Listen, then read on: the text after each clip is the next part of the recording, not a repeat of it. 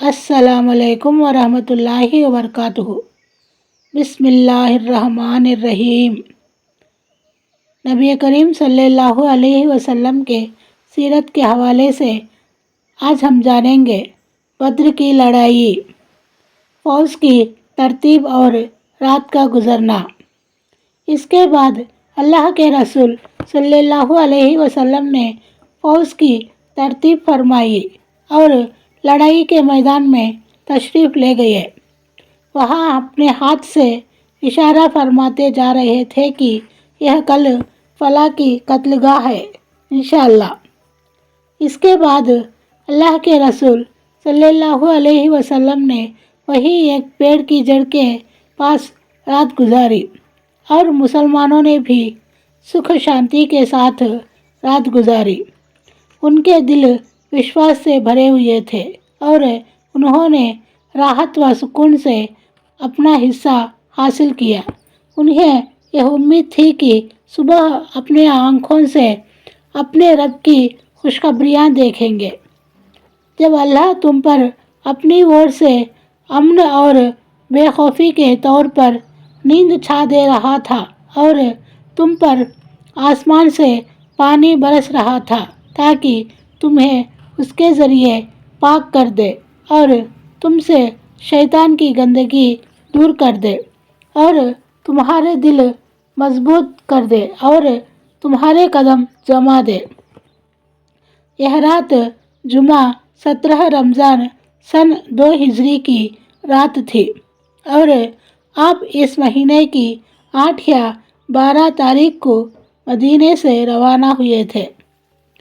لڑائی کے میدان میں مکی سینا کا آنا اور ان کا آپسی متبھید۔ دوسری اور قریش نے گھاٹی کے مہانے کے باہر اپنے کیمپ میں رات گزاری اور صبح اپنے دستوں سمیت ٹیلے سے اتر کر بدر کی اور چل پڑے۔ ایک گروہ اللہ کے رسول صلی اللہ علیہ وسلم کے حوض کی اور بڑھا۔ آپ نے فرمایا، انہیں چھوڑ دو، مگر ان میں سے جس نے بھی پانی پیا وہ اس لڑائی میں مارا گیا۔ صرف حکیم بن حزام باقی بچا جو بعد میں مسلمان ہوا اور بہت اچھا مسلمان ہوا۔ اس کا طریقہ تھا جب بہت پکی قسم کھانی ہوتی تو کہتا، قسم ہے اس ذات کی جس نے مجھے بدر کے دن سے نجات دی۔ بہرحال جب قریش سنتشٹ ہو چکے تو انہوں نے بدری طاقت کا اندازہ لگانے کے لیے عمیر بن وہب جمحی کو روانہ کیا۔ عمیر نے گھوڑے پر سوار ہو کر فوج کا چکر لگایا، پھر واپس جا کر بولا، کچھ کم یا کچھ زیادہ 300 آدمی ہیں، لیکن تنک ٹھہرو، میں دیکھ لوں ان کی کوئی رسدگاہ یا کمک تو نہیں۔ اس کے بعد وہ گھاٹی میں گھوڑا دوڑاتا ہوا دور تک نکل گیا، لیکن اسے کچھ دکھائی نہ پڑا۔ چنانچہ اس نے واپس جا کر کہا، میں نے کچھ پایا تو نہیں، لیکن اے قریش کے لوگوں، میں نے بلائیں دیکھی ہیں جو موت کو لادے ہوئے ہیں۔ یثرب کے اونٹ اپنے اوپر خالص موت سوار کیے ہوئے ہیں۔ یہ ایسے لوگ ہیں جن کی ساری حفاظت اور پناہ کی جگہ ان کی تلواریں ہیں، کوئی اور چیز نہیں۔ اللہ کی قسم، میں سمجھتا ہوں کہ ان کا کوئی آدمی تمہارے آدمی کو قتل کیے بغیر قتل نہ ہوگا، اور اگر انہوں نے تمہارے خاص لوگوں کو مار لیا تو اس کے بعد جینے کا مزہ ہی کیا ہے۔ اس لیے تنک اچھی طرح سوچ سمجھ لو۔ اس موقع پر ابو جہل کے ورد ایک اور وواد اٹھ کھڑا ہوا جو ہر قیمت پر لڑنے پر تلا ہوا تھا۔ کچھ لوگ چاہتے رہے کہ لڑے بنا مکہ واپس ہو جائے۔ چنانچہ حکیم بن حزام نے लोगों के दरमियान दौड़ धूप शुरू कर दी। वह उतबा बिन रबिया के पास आया और बोला, अबुल वलीद, आप कुरैश के बड़े आदमी और ऐसे सरदार हैं जिनकी बात मानी जाती है। आप क्यों ना एक अच्छा काम कर जाए जिसके कारण आपका उल्लेख भलाई के साथ होता रहे। उतबा ने कहा, हकीम, वह कौन सा काम है? उसने कहा, आप लोगों को वापस ले जाए और अपने मित्र अम्र बिन हजरमी का मामला जो सरिया नखला में मारा गया था अपने जिम्मे ले ले। उतबा ने कहा, मुझे मंजूर है। तुम मेरी ओर से उसकी जमानत लो। वह मेरा मित्र है। मैं उसकी दियत का भी जिम्मेदार हूँ और उसका जो माल बर्बाद हुआ उसका भी। इसके बाद उतबा ने हकीम बिन हिजाम से कहा, तुम हंजलिया के पुत के पास जाओ, क्योंकि लोगों के मामलों को बिगाड़ने और भड़काने के सिलसिले में मुझे उसके अलावा किसी और से कोई अंदेशा नहीं। हंजलिया के पुत से तात्पर्य अबू जहल है। हंजलिया उसकी माँ थी। इसके बाद उतबा बिन रबिया ने खड़े होकर भाषण दिया और कहा, कुरैश के लोगों, तुम लोग मोहम्मद और उसके साथियों से लड़कर कोई कारनामा अंजाम ना देंगे। अल्लाह की कसम, अगर तुमने उन्हें मार लिया तो सिर्फ ऐसे ही चेहरे दिखाई पड़ेंगे जिन्हें देखना पसंद ना होगा, क्योंकि आदमी ने अपने चचेरे भाई को या खालाजाद भाई को या अपने ही कुंबे कबीले के किसी आदमी को कत्ल किया होगा। इसलिए वापस चले चलो और मोहम्मद सल्लल्लाहु अलैहि वसल्लम और सारे अरब से किनारा कर लो।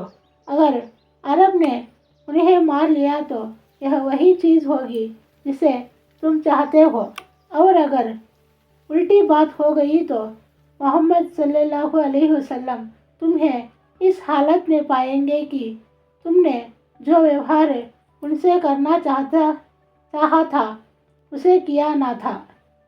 इधर हकीम बिन हिजाम अबू जहल के पास पहुंचा तो अबू जहल अपनी कवच ठीक ठाक कर रहा था। हकीम ने कहा, ए अबुल हकम, मुझे उतबा ने तुम्हारे पास यह और यह पैगाम देकर भेजा है। अबू जहल ने कहा, अल्लाह की कसम, मोहम्मद और उसके साथियों को देखकर उतबा का सीना सूज आया है। नहीं, हरगिज़ नहीं। अल्लाह की कसम, हम वापस ना होंगे यहाँ तक कि अल्लाह हमारे और मोहम्मद के दरमियान फैसला फरमा दे सल्लल्लाहु अलैहि वसल्लम। उतबा ने जो कुछ कहा है सिर्फ इसलिए कहा है कि वह मोहम्मद और उसके साथियों को ऊंटखोर वाला समझता है और खुद उतबा का बेटा भी उन्हीं के साथ है, इसलिए वह तुम्हें उनसे डराता है। उतबा के बेटे अबू हुज़ैफा बहुत पुराने इस्लाम कबूल करने वाले थे और हिजरत करके मदीना तशरीफ़ ला चुके थे। उतबा को जब पता चला कि अबू जहल कहता है, अल्लाह की कसम, उतबा का सीना सूज आया है, तो बोला, सीरीन पर खुशबू लगाने वाले को बहुत जल्द मालूम हो जाएगा कि किसका सीना सूज आया है, मेरा या उसका। इधर अबू जहल ने इस डर से कि कहीं यह विवाद बढ़कर छा ना जाए, इस बातचीत के बाद झट आमिर बिन हजरमी को, जो सरिया अब्दुल्ला बिन जहश के मकतूल अम्र बिन हजरमी का भाई था, बुला भेजा और कहा कि यह तुम्हारा मित्र عتبہ چاہتا ہے کہ لوگوں کو واپس لے جائے، حالانکہ تم اپنا بدلہ اپنی آنکھوں سے دیکھ چکے ہو۔ اس لیے اٹھو، اپنے مظلوم ہونے کی اور اپنے بھائی کے قتل کی دہائی دو۔ اس پر عامر اٹھا اور سینگ کھول کر چیخا، واہ واہ امراہ، واہ امراہ، ہائے امر، ہائے امر۔ اس پر قوم گرم ہو گئی۔ ان کا معاملہ سنگین اور لڑنے کا ان کا ارادہ پکا ہو گیا، اور عتبہ نے جس سوجھ بوجھ کی دعوت دی تھی وہ بیکار گئی۔ اس طرح ہوش پر جوش چھا گیا اور یہ وواد بھی بے نتیجہ رہا۔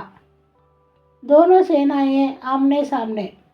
بہرحال اب مشرکوں کی سینا سامنے آئی اور دونوں سینائیں ایک دوسرے کو دکھائی پڑنے لگی تو اللہ کے رسول صلی اللہ علیہ وسلم نے فرمایا، اے اللہ، یہ قریش ہیں جو اپنے پورے دمب و ابھیمان کے ساتھ تیرا وروଧ کرتے ہوئے اور تیرے رسول صلی اللہ علیہ وسلم کو جھٹلاتے ہوئے آ گئے ہیں۔ اے اللہ، تیری مدد جس کا تو نے وعدہ کیا ہے، اے اللہ، آج انہیں اینٹ کر رکھ دے۔ ساتھ ہی اللہ کے رسول صلی اللہ علیہ وسلم نے عتبہ بن ربیعہ کو اس کے ایک اونٹ پر دیکھ کر فرمایا، اگر قوم میں کسی کے پاس بھلائی ہے تو لال اونٹ والے کے پاس۔ اگر لوگوں نے اس کی بات مان لی تو یہی راہ پائیں گے۔ اس موقع پر اللہ کے رسول صلی اللہ علیہ وسلم نے مسلمانوں کی پنکتیاں ٹھیک کی۔ پنکتیوں کے ٹھیک کرتے وقت ایک وچتر گھٹنا گھٹی۔ آپ کے ساتھ میں ایک تیر تھا جس کے ذریعے آپ پنکتیاں سیدھی کر رہے تھے کہ سعد بن رضیہ کے پیٹ پر، جو پنکتی سے کچھ آگے نکلے ہوئے تھے، تیر کا دباؤ ڈالتے ہوئے فرمایا، سعد، برابر ہو جاؤ۔ سعد نے کہا، اے اللہ کے رسول صلی اللہ علیہ وسلم، آپ نے مجھے کشٹ پہنچا دیا، بدلہ دیجیے۔ آپ نے اپنا پیٹ کھول دیا اور فرمایا، بدلہ لے لو۔